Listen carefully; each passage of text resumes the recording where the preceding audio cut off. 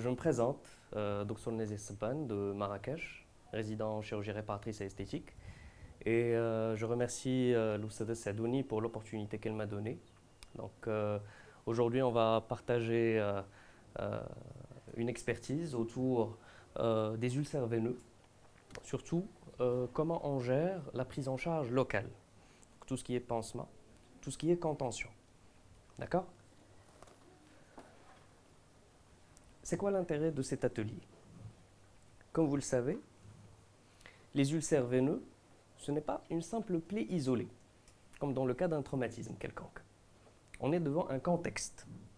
Donc c'est une perte de substance, une solution de continuité, qui se fera à la suite de quoi?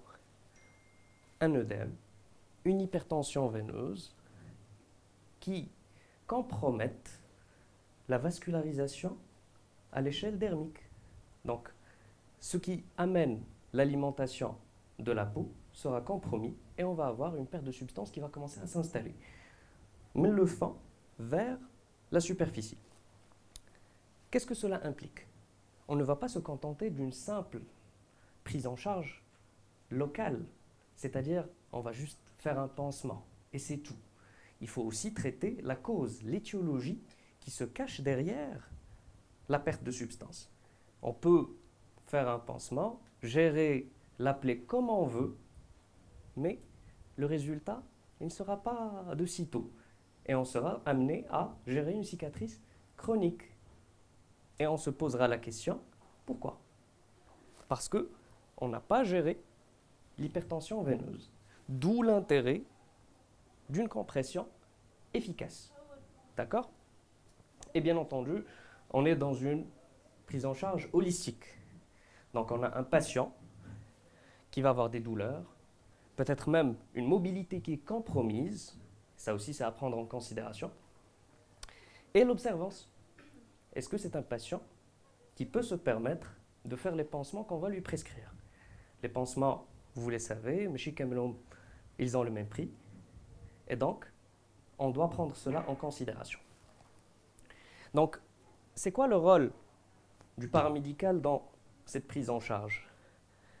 Assurer déjà une bonne qualité du geste. Et c'est ça ce qu'on va travailler aujourd'hui.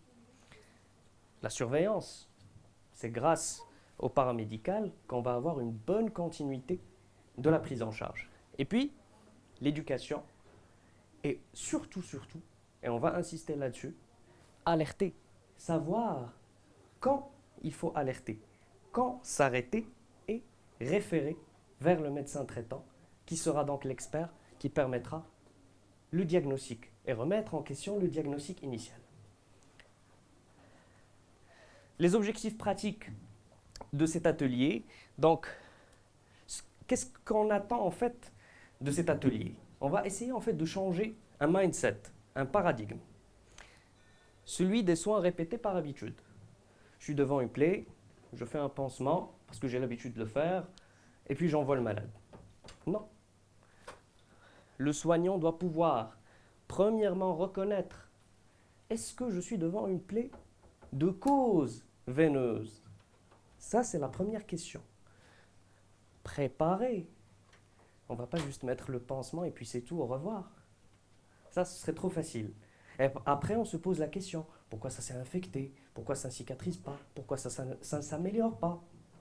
Ça aussi, c'est des questions qu'on doit se poser. Ensuite, choisir le pansement. Remarquez comment j'ai mis préparé. En rouge, en gras, très gros, parce que c'est très important. C'est une étape extrêmement cruciale et qui viendra d'une importance capitale supérieure au choix du pansement. Ensuite, on comprime, pour les raisons que vous connaissez. Contrôler. Pourquoi? Le pansement, en fait, c'est un processus qui est dynamique. Et je vais dire une phrase d'Abba, tout de suite, pour les francophones. On fait un pas en arrière pour faire deux pas en avant. À chaque fois, je retire le pansement, je fais un pas en arrière, c'est-à-dire contrôler, pour faire deux pas en avant. 2 moins 1, c'est plus 1. Et ensuite, savoir alerter et orienter. Donc, pour vous rassurer, cet atelier ne sera pas un catalogue des différents types de pansements. Je suis sûr que vous les connaissez. L'utile, c'est de prendre les bonnes décisions au lit du patient. Alors déjà définir l'ulcère veineux, vous le savez sans doute mieux que moi, donc c'est une conséquence cutanée d'une hypertension veineuse chronique. Qu'est-ce que cela implique? On va avoir des œdèmes. Alors l'œdème et l'exsudat, ça revient au même. On sait tous que l'exsudat, c'est un œdème qui sera extériorisé. Une forme de plasmorragie. C'est la même chose. L'œdème reste à l'intérieur, l'exsudat, ça sort. C'est le même fluide. Qu'est-ce que cela implique? Une dilution des facteurs qui vont permettre la cicatrisation dans un contexte naturel. Vous avez une plaie, ça cicatrise. Pourquoi? Parce que vous avez les facteurs qui interviennent. On va les discuter. Mais quand on a un œdème, il y a une dilution. Et donc, on ne pourra pas avoir la cicatrisation qu'on veut obtenir. On a également une inflammation périulcéreuse. Et on a une peau qui est fragilisée. Donc, c'est tout un contexte. Qu'est-ce que cela explique? Donc, une cicatrisation lente, peut-être même des récidives, et ce n'est pas juste un besoin, c'est une condition sine qua non d'un traitement étiologique. Qu'est-ce que cela impose? Un pansement adapté avec une compression. Mais, il y aura toujours un mais, il faut assurer la sécurité artérielle. Autrement, on va faire plus de mal que de bien. Toujours se rappeler primum non serré. Donc, là, j'ai mis cette plaque qui m'a été donnée par mon maître Loussad Lamrani, que je salue et que j'embrasse. Et l'idée, c'est juste de retenir cette phrase. 50 à 70% des ulcères sont dus à des insuffisances veineuses superficielles, sans insuffisance veineuse profonde. D'où l'intérêt des compressions. Alors déjà, il faut savoir reconnaître l'ulcère veineux. Très facile. Dans 81% des cas, siège périmalléolaire, surtout médial, qui sont superficiels comme illustré, peu ou pas douloureux, contrairement aux causes artérielles. Les bords sont irréguliers. Le fond, il reste quand même bourgeonnant. Pourquoi? Parce que quand même, on a une vascularisation artérielle qui permettra d'apporter les éléments nécessaires d'oxygénation, de facteurs de néovascularisation. Donc, on va quand même avoir un bourgeon. Les exsudats et l'œdème, qui reviennent au même. Et, sans doute à l'interrogatoire, il y aura un contexte variqueux et post-thrombotique. Tout l'inverse de ce que j'ai dit, c'est le danger à prendre en considération. Vous serez forcément devant un contexte artériel. Douleur intense, nécrose noire, pied froid, pouls faible, absent, extension rapide. Il faut rapidement mettre ça au clair avec une équipe vasculaire experte pour ne pas compromettre la prise en charge. Alors les pièges diagnostiques, tous les ulcères de jambes ne sont pas veineux, c'est-à-dire à part les causes veineuses qu'on connaît, les causes artérielles dont on a parlé, il y a aussi les pieds diabétiques ou dans un contexte neuropathique, les atypiques, et puis j'ai mis une liste des différentes étiologies donc, que vous connaissez sans doute mieux que moi. Alors, avant de comprimer, il faut assurer la sécurité artérielle. Je l'ai dit, je l'ai redit, je continuerai à le redire. Parce que ça reste quand même le danger et le piège dans lequel on ne doit pas tomber. Pour cela, il faut répondre à 4 questions. La première, est-ce que les poux sont perçus, pédieux, tibial postérieur? Est-ce que le pied, il est chaud et normocoloré? Est-ce qu'on n'a pas de douleur ischémique? Est-ce que l'index de pression systolique est compatible avec la compression qu'on veut faire? Si tout est OK, très bien, on peut assurer la compression, il n'y a pas de problème. Si vous avez un doute, en tant qu'équipe paramédicale, il faut s'assurer d'un avis médical et vasculaire pour ne pas faire de bêtises. Et puis, dès que vous avez les signaux d'alerte que maintenant vous connaissez, il ne faut absolument pas faire de compression. Et puis, là, je vous ai mis un arbre décisionnel, par les soins de mon maître, l'Oustad Lamrani toujours, qui vous permettra, et bien sûr vous pouvez prendre cette diapo en photo, qui vous permettra donc de poser les bonnes indications au bon moment. Le rôle du paramédical, il est extrêmement important dans la dynamique de cette prise en charge. C'est-à-dire, c'est le paramédical qui va observer, à chaque fois qu'il va faire le pansement, il va observer l'état local. La plaie, la jambe, la notion de douleur. Il va documenter. Alors ça, c'est une étape qui est souvent sautée. Très important. Il y a de l'eau. L'eau.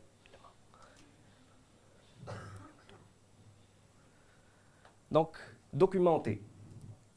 C'est très important de retenir la documentation comme actuellement, c'est le procédé médico-légal, j'insiste, médico-légal, sur lequel on sera tous remis en question. Il faut documenter comment. Il faut apporter les mesures exactes. Il faut prendre en photo.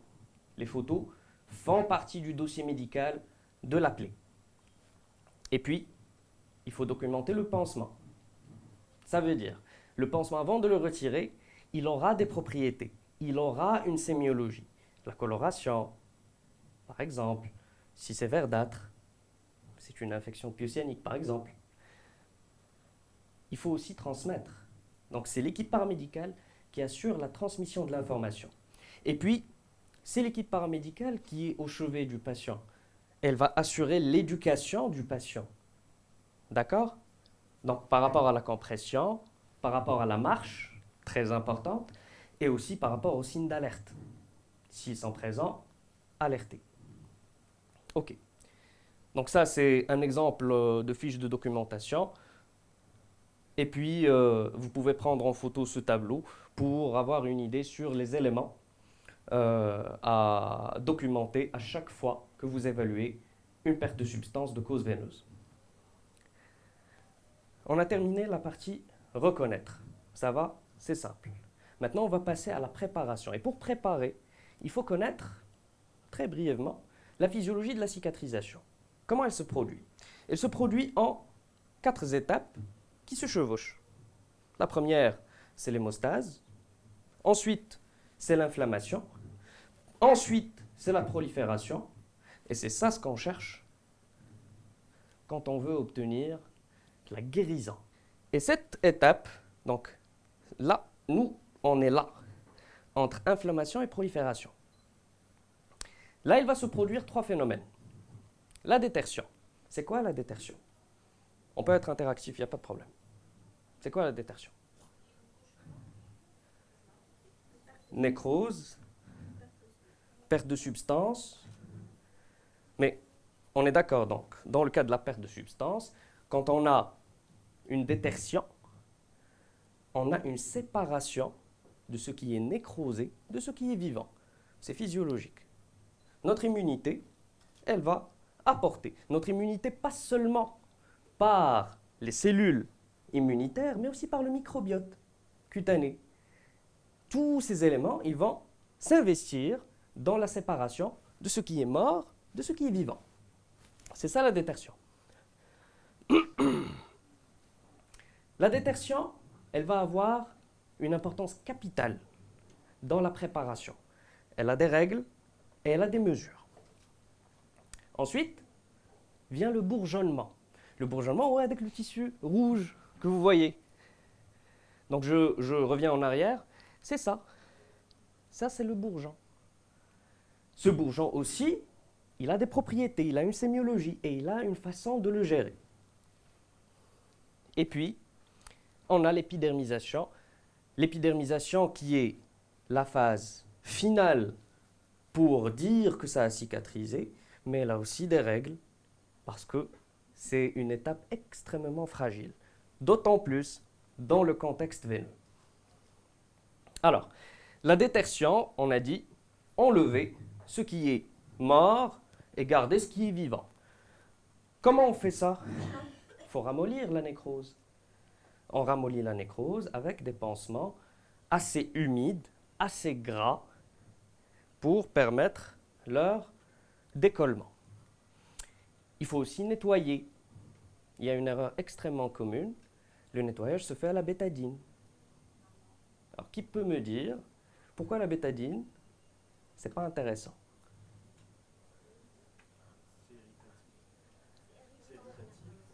C'est irritatif.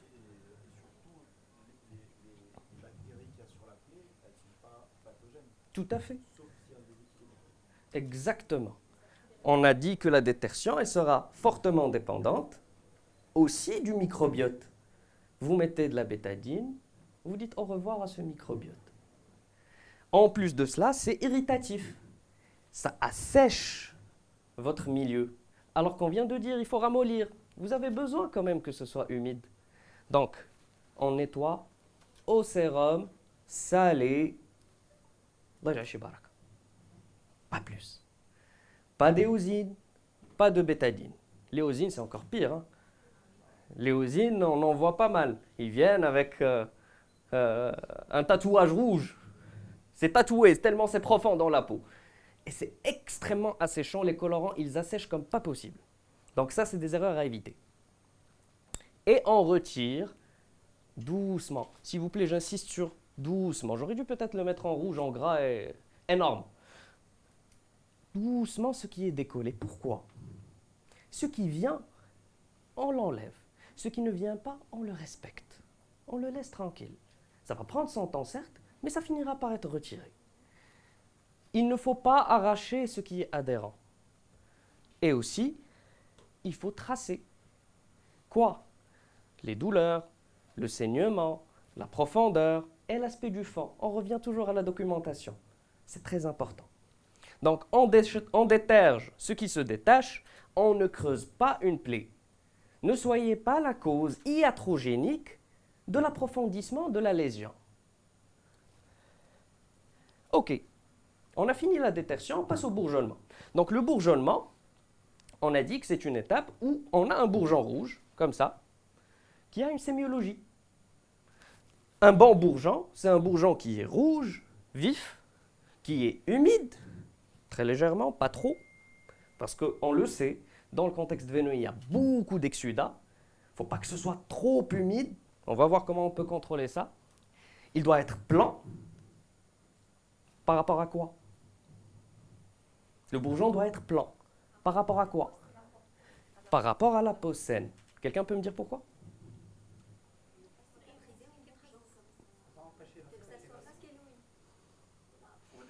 La kéloïde, c'est à la phase de remodelage. Là, on dit que c'est bon, on a terminé, on a obtenu notre épidermisation, on commence à parler de kéloïde. Nous, on est à la phase avant.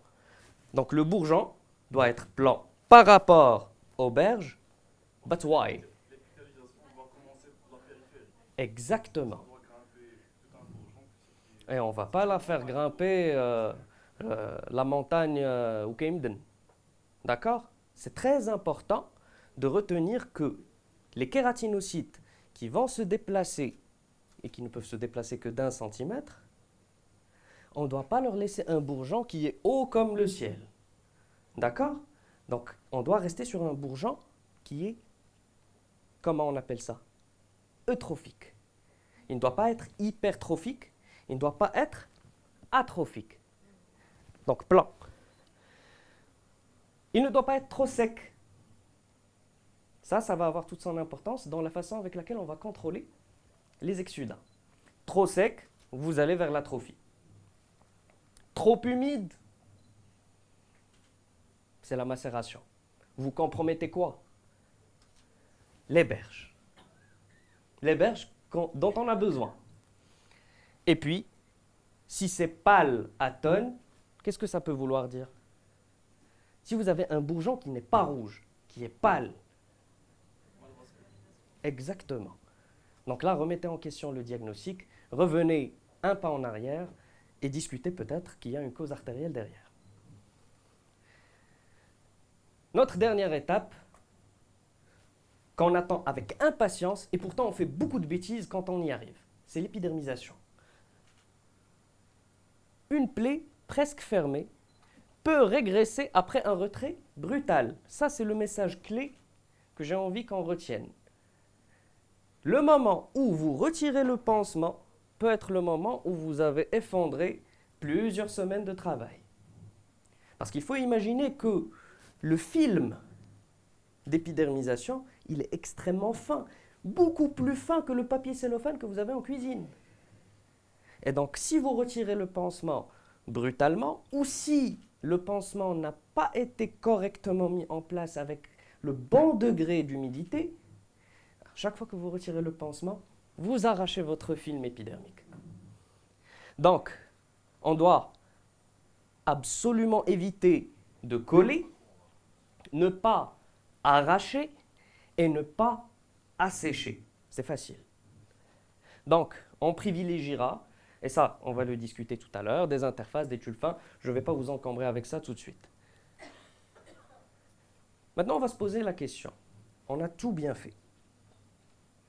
On a très bien géré notre détertion, très bien géré notre bourgeonnement, et notre épidermisation, c'est OK. Pourquoi une plaie stagne? Pourquoi une plaie peut stagner?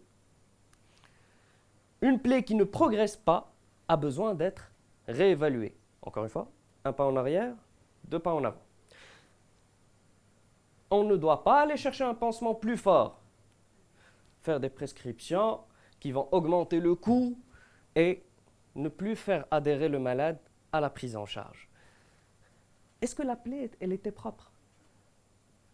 Est-ce qu'on a fait une bonne préparation? Est-ce que ça ne s'est pas infecté au cours des différents pansements? Ensuite, est-ce que la compression a été efficace? Parce qu'on a besoin d'une bonne compression pour contrôler la quantité d'œdème qui va s'installer au niveau de la plaie et qui risque de diluer les facteurs dont on a besoin pour obtenir la cicatrisation. Est-ce qu'il n'y aurait pas une artériopathie qui s'installe? Et donc, là, on bascule au côté artériel de la plaie. Est-ce que le patient est dénutri, douloureux ou non observant? S'il est dénutri, il n'aura plus de protéines. Si on n'a plus de protéines, on n'a plus de briques et de ciment pour construire le mur. Est-ce qu'il a mal? S'il a mal, il stresse. Il stresse.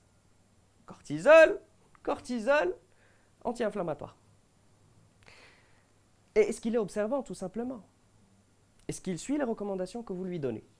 Tout ça, c'est des questions qui sont évidentes. Mais devant le fait accompli, on a tendance à les oublier. Donc, toute stagnation impose mesure, photo, transmission et réorientation quand cela est nécessaire.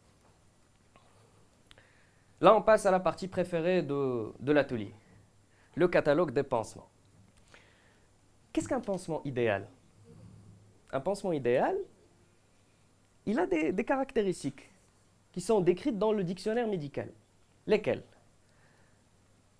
Il maintient un climat chaud et humide. Évident. Il doit être indolore. Il doit être absorbant. Faites attention, j'ai mis une petite étoile ici. Absorbant, oui. Trop absorbant, non.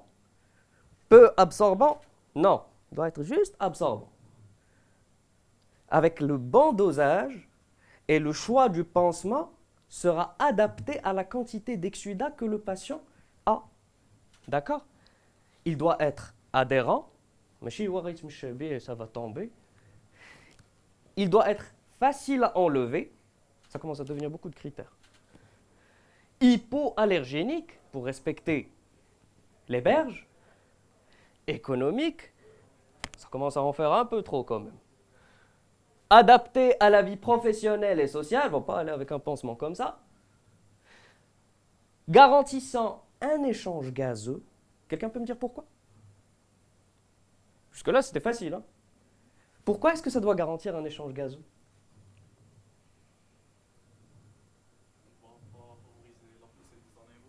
Magnifique, effectivement. On ne doit pas être occlusif au point de favoriser la pullulation des anaérobies. J'ai failli faire un pari. Celui qui aurait la bonne réponse, je lui payerai un dîner. Ouf. Une température constante et un pH acide favorable. Donc, échange gazeux, température, pH acide favorable, ça revient à la même réponse. Est-ce que ce type de pansement existe? Qui dit oui? Qui dit non? Vote blanc, tous. Mais ça existe? Oui, ça existe et ça s'appelle la peau. On ne peut malheureusement pas créer et simuler Khalq Allah pour l'instant. Exactement. Ce type de pansement n'existe pas. Donc on va combiner plusieurs types qui existent sur le marché pour se rapprocher. Je rappelle, hein, c'est le pansement idéal. Pour se rapprocher de l'idéal. Protéger, c'est notre premier but avec le pansement. C'est évident, on le protège du milieu extérieur et aussi de l'intérieur.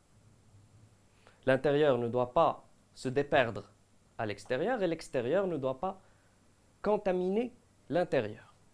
On doit contrôler l'humidité et les exsudats. Et on doit respecter les berges, la peau dont on a besoin pour favoriser la cicatrisation. Pour le choix des pansements, on ne doit pas choisir par habitude. Chaque jour, chez un même patient, pour la même localisation, pour la même étiologie de la perte de substance, chaque jour où vous retirez le pansement, un raisonnement différent peut s'installer.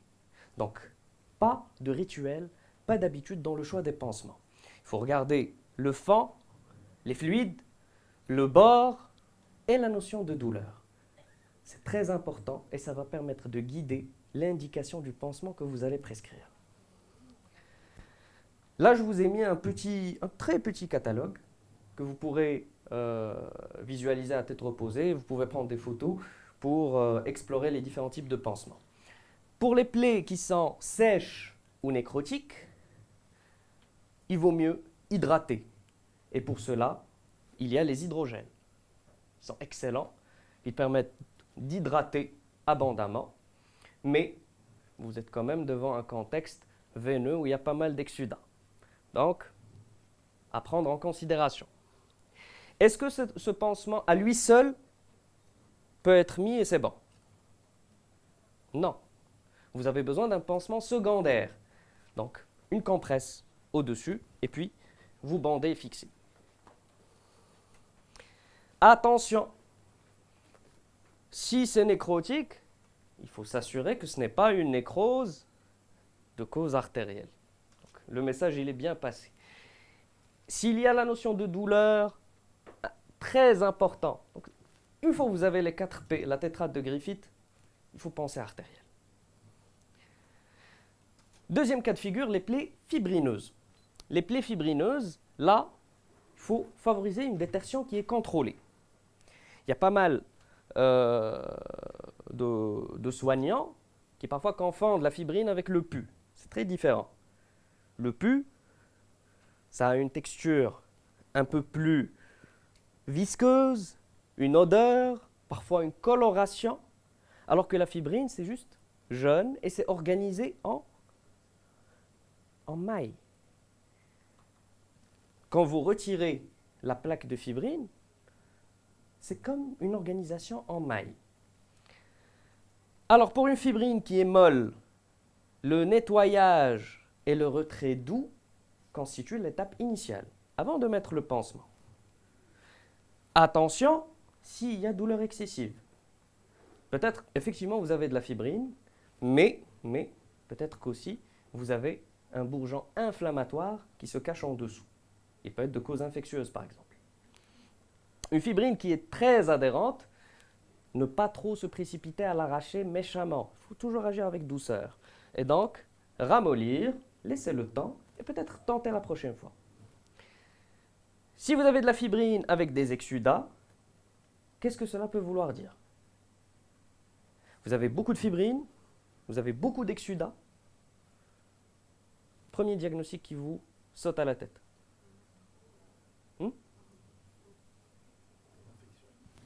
Infection. Et là, vous donnerez les antibiotiques, c'est ça? Antibiotiques, amoxicilline, acide clave, on se retrouve dans 7 jours. Peut-être que le pansement était très humide. Bon réflexe. Mais qu'est-ce qu'il faut faire par rapport à l'infection? Prélèvement local. On ne traite pas à l'aveugle. Tant que vous n'avez pas de retentissement général, pas d'antibiothérapie probabiliste, empirique. Prélèvement local, on attend l'antibiogramme et on adapte. Et bien entendu, le traitement antibiotique se fera localement. On verra ça. Et puis, si vous avez un tendon ou un os visible, si le péritendon il est compromis, si le périoste il est compromis, vous pouvez espérer avoir un bourgeon. C'est quoi la condition primaire d'avoir un bourgeon? Non. C'est quoi un bourgeon, histologiquement? C'est un derme. C'est un derme immature. Donc, on est en dessous de la membrane basale. C'est pour cela que j'ai posé la question. Si c'est un derme immature, qu'est-ce que cela implique? Vous avez besoin de quoi? Non. Physiologiquement. Histologiquement, de quoi vous avez besoin pour avoir un tissu conjonctif? Des vaisseaux, exactement. Vous avez besoin de vaisseaux. Si vous avez un péritendon qui est compromis, un périoste qui est compromis, vous êtes directement en contact avec l'os. C'est blanc. Est-ce que vous pouvez avoir un bourgeon dessus? Non. Pourquoi? Vous n'avez pas de vascularisation, tout simplement. Et donc, pour cela, avis spécialisé. Vous protégez et vous le renvoyez pour un avis spécialisé. Aucun pansement ne vous permettra d'avoir un bourgeon. Vous pouvez essayer autant que vous voulez, ça ne va pas marcher. Comment? Une greffe sur un os? Jamais. Un lambeau. Parce que, pourquoi? On reviendra toujours au même raisonnement. Vous avez besoin d'un sous-sol vascularisé. La greffe ne va pas... je parle de greffe de peau. La greffe de peau, elle n'apporte pas de tissu vasculaire. Elle dépend du sous-sol vasculaire. On prépare le sous-sol vasculaire avant de mettre la greffe de peau. Et donc pour cela, c'est un lambeau. Alors il y a plusieurs types de lambeaux, mais dans l'idée, vous apportez quelque chose de pédiculé, un tissu pédiculé qui a une vascularisation qui vient d'ailleurs pour la mettre sur là où le tissu il est à nu et dévascularisé. Donc là, je vous ai mis une diapo, clin d'œil à mon maître Oussad Lamrani, qui a facilité un petit peu comment on fait la détertion mécanique, parce qu'il y a plusieurs façons de déterger, vous les connaissez. Il y a la détertion mécanique, on brosse, on curte. Il y a la détertion chimique, les collagénases, la détertion enzymatique, chimique c'est l'acide benzoïque, enzymatique c'est les collagénases, et puis la détertion microbienne, celle qui dépend donc du microbiote cutané. Et pour cela, si on veut faire la détertion mécanique, on peut utiliser des anesthésiques type EMLA pour ne pas faire mal aux patients, et on commence à cureter très gentiment la fibrine pour avoir le sous-sol bourgeonnant qu'on va préparer pour la cicatrisation. Là, je vous ai mis deux types de pansements très intéressants qui peuvent vous aider à atteindre ce but, les irrigo-absorbants et les détersivo-absorbants. Donc je vous laisserai prendre en photo pour lire à tête reposée. Est-ce que c'est des pansements que vous pouvez mettre tout seul? Et au revoir, on se retrouve dans 7 jours? Non. Vous avez besoin d'un pansement secondaire. Compresse, fixation. Une plaie très exsudative. Là, vous avez besoin d'absorber. Ça ne doit pas être trop humide. Pour cela, je vous ai mis 3 types de pansements très intéressants, différents types ou de quantité d'absorption. Les hydrocellulaires, qui absorbent jusqu'à 10 fois leur poids en eau. Les fibres de carboxyméthylcellulose, qui arrivent jusqu'à 30 à 40 fois leur poids. Donc, one step ahead, en termes d'absorption. et les alginates de calcium. Donc c'est des algues brunes qui possèdent des propriétés hémostatiques, l'absorption des sécrétions et même l'activation des macrophages. Une plaie infectée ou malodorante. Alors là, je vais peut-être susciter un petit peu de désaccord parce que tout le monde adore les pansements au charbon. Quand ça sent mauvais, pansement au charbon, l'odeur elle est partie, au revoir, on se retrouve dans 7 jours. Mais vous n'avez pas réglé le problème. Et ça, c'est un problème. Et pour cela, dès que vous avez une odeur, quand ça sent mauvais, c'est vrai, vous faites plaisir à la famille, vous faites plaisir aux malades, ils sentent un peu mieux, il faut chercher l'infection. Et comme vous l'avez dit, les prélèvements, il ne faut pas que les antibiotiques soient systématiques. Prenez le temps de raisonner face à l'infection, tant qu'elle est locale, prélèvement local, on a l'antibiogramme et on traite localement, pas plus. D'accord? Pour ne pas favoriser.